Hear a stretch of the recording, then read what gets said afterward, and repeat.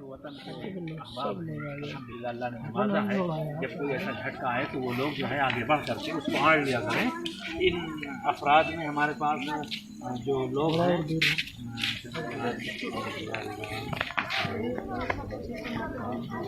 इसमें एक लोग और हैं, नाम जो है जब्बार मुल्हन, उनको हमने फ़ोन किया था सूरत में। तो उन्होंने कहा आप मीटिंग करिए, खुल करके जो भी बोझ आए, जो लोड आए, जो बंटवारे में बात आए, हमारे सामने बात रख दी हमने कर दी। तो 9 लोग बन रहे हैं, हमारे सामने 9 लोग हैं और सवाल जो है हमारे पास पूरा होने का 40,000 का। और अल्हम्दुलिल्लाह इससे पहले भी मीटिंग हुई, इससे पहले प्रोग्राम हुए, बहुत अच्छे प्रोग्राम हुए, बहुत अच्छी मीटिंग हुई, बहुत अच्छी कामयाबी मिली और सारा मसला चुटकी हल होगा।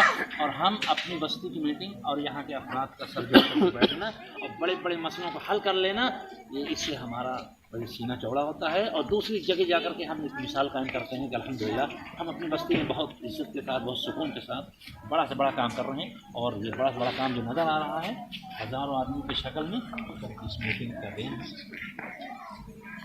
और हम हमारे क्या हालात मकरूर परेशान दिक्कत है वो तो लगी रहे हैं, वो तो जाएंगे नहीं।